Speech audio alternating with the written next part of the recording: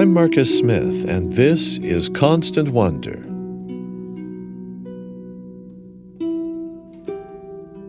This month of December on Constant Wonder, we've been on a journey called Advent. Our podcast's Advent calendar has been a series of daily episodes beginning on the 1st and leading all the way forward to the 25th. We've been welcoming special guests who have been sharing with us the wonder and the awe that are central to the spirit of this season. It's our way of spreading not only good cheer, but also peace, goodwill, and, of course, awe before all creation.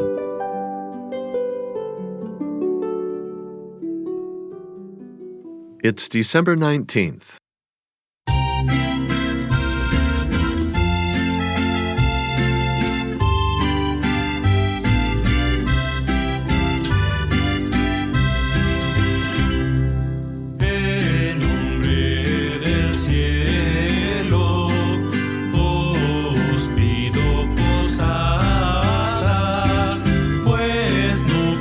That's Coro Sinaí, a Catholic choir from Guadalupe, Mexico, performing the classic Mexican Christmas song, Las Posadas. Each night from December 16th to December 24th, throughout much of Central America, groups of pilgrims representing Mary and Joseph knock on doors in the neighborhood, asking for shelter. Their knocking is met with rejection, teasing, playful jeering. The undaunted pilgrims move on from place to place, repeating their entreaty until a relenting host is found. They are invited in to be sheltered and given refreshment.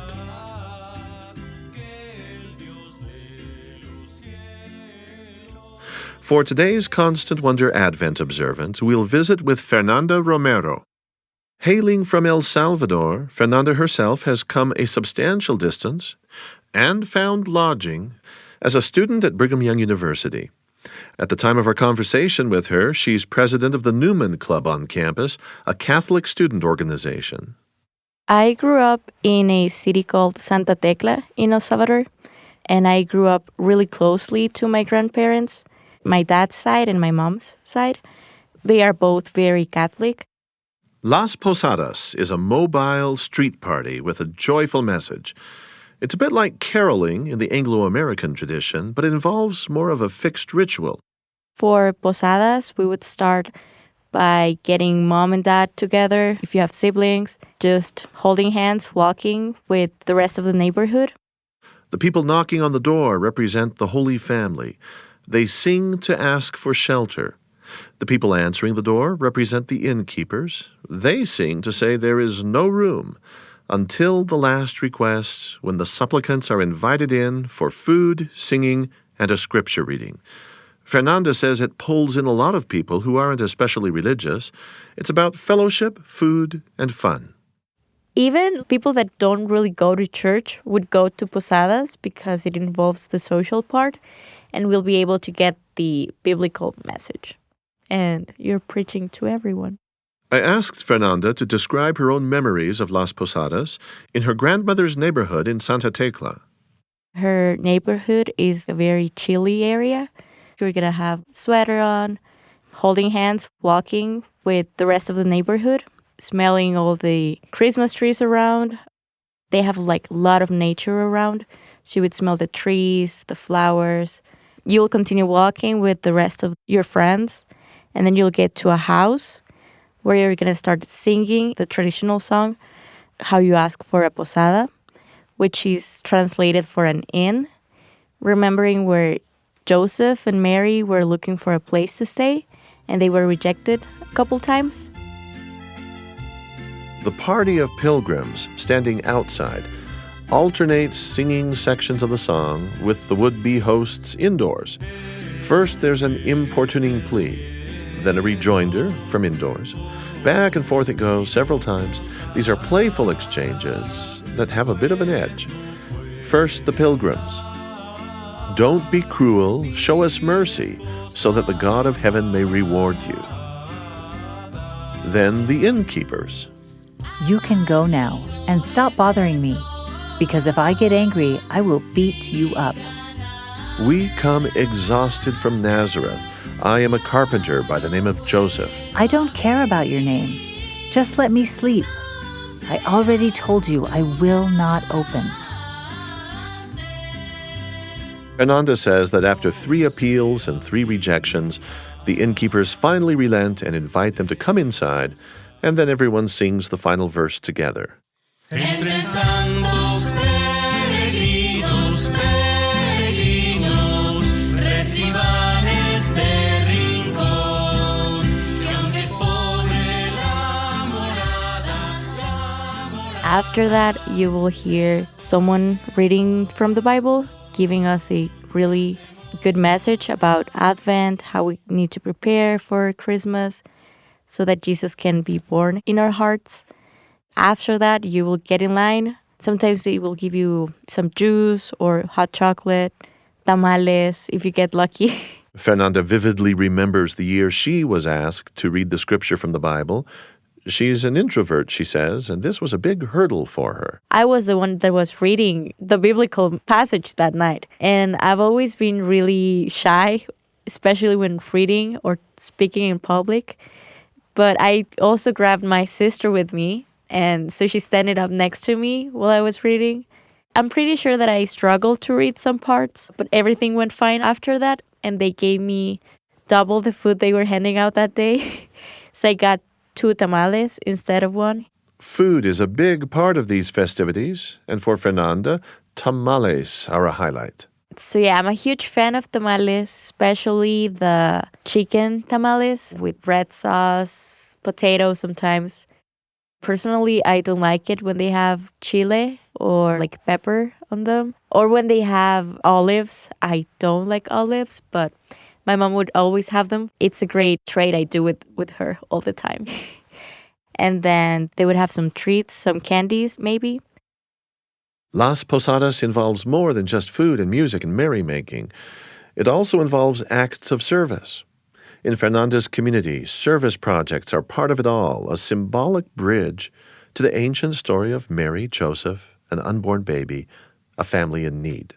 I usually volunteer at this service program that is called Por Ti Maria, where we go to the hospitals and hand out bags of diapers, creams, items for new mothers. I usually go with my mom and my sister and welcome the babies and congratulate the mothers, just like Mary. And we visit them, kind of like the 3 kings who visited Jesus when he was born.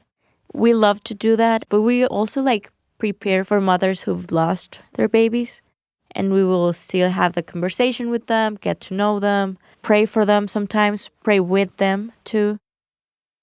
Devout Catholic that she is, it's not surprising that Fernanda feels a strong connection to Mary and associated themes of maternity and childbearing. Yeah, with every woman given birth, just as in Posadas, especially in this season, kind of resembles all the process that Mary went through. Like all the preparation, the waiting, the excitement, being scared to say yes. I am a huge fan of the Virgin Mary. My other grandma, her name is Lucy, gave me this miraculous Virgin medal I have right here, and I carry it with me all the time. It's a great way to just remember her and being able to say yes to what the Lord asks us, even though we're completely lost. Saying yes to those lives and kind of receiving the blessings that he gives us. Participating in Las Posadas, knocking, being rejected, this ritual reenactment of the Holy Family seeking accommodation in Bethlehem, well, Fernanda reflects on this and our need to persevere. I think that comparing it to real life, we see that life has up and downs. You won't always get the easy way around stuff. It gives us courage to have faith in ourselves. As we knock 1 time, 2 times, and we're rejected both, maybe there's a 3rd one where we're going to get accepted. 9 days celebrating Las Posadas for Fernanda are part of a larger fabric of family and faith.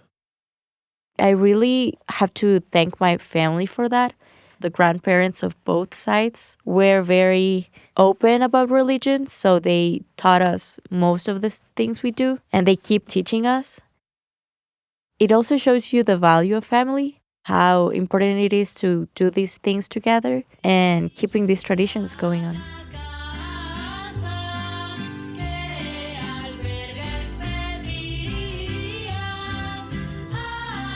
Fernanda Romero, she's a student at Brigham Young University, president of the Newman Club, an organization of Catholic students at BYU.